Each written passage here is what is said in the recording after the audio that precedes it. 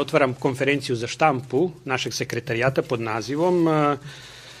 Čujte i ne trujte, orao pao, to je u stvari naziv kampanje koju ćemo danas predstaviti, a generalno ova konferencija za štampu je posvećena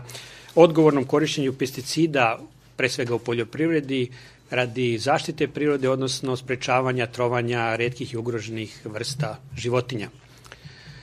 Kampanja koju je pokrenuo Svetski fond za prirodu, WWF, Srbija, se odnosi na to da se pokuša kroz javnu kampanju, javne nastupe uticati na sektor pre svega poljoprivrede, na individualne poljoprivredne proizvođače, na kompanije koje obrađuju poljoprivredno zemljište na teritoriji autonomne pokrajine Vojvodine, na nadležne inspekcije, sudstvo, sve druge organe u tom lancu, stručne i naučne institucije, naravno da animiraju i nevladin sektor, da se svi zajedno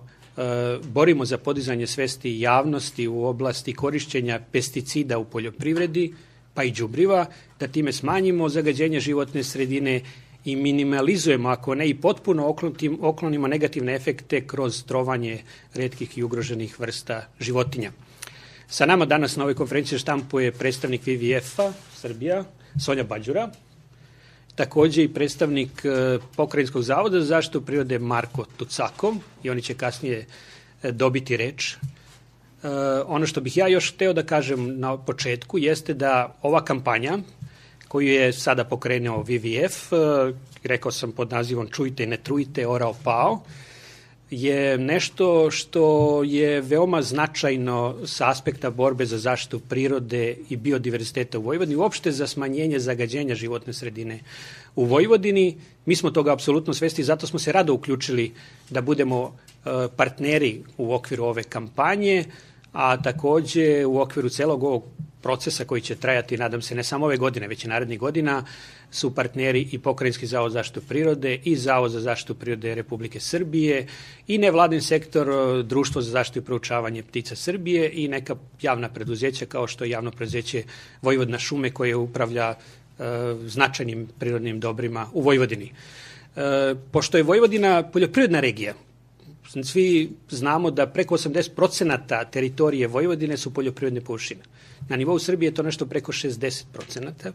Imajući u vidu da je i Vojvodina najmanje šumovita regija u Evropi, znači prosek šumovitosti je svega 7%, mnoge opštine u Vojvodini gde su te velike poljoprivredne površine nemaju čak ni 1% šumovitosti. Imajući to sve u vidu, kao i nastupajuće negativne klimatske promene koje utiču na životnu sredinu, svesni smo da bez ovakvih akcija, bez ovakvih kampanja ne možemo smanjiti zagađenje u životnoj sredini na teritoriji Vojvodine, ne samo sprečavanje trovanja retkih vrsta životinja, već i zagađenje vode i zemljišta kroz neadekvatno korišćenje pesticida i đubriva, pre svega u poljoprivredi, i da moramo da se borimo na sve načine da naše životno okruženje, naš biodiverzitet sačuvamo, ne samo zbog tih retkih i ugroženih vrsta, nego i zbog nas samih, jer se na tim poljoprivrednim površinama proizvodi hrana koja na kraju završi na našim trpezama. Nadam se da ćemo svi aktivno uzeti učešće u ovoj kampanji. Mnogo očekujemo naravno i od predstavnika medija, zbog toga što ne možemo podići svest javnosti na teritoriji cele Vojvodine kako želimo,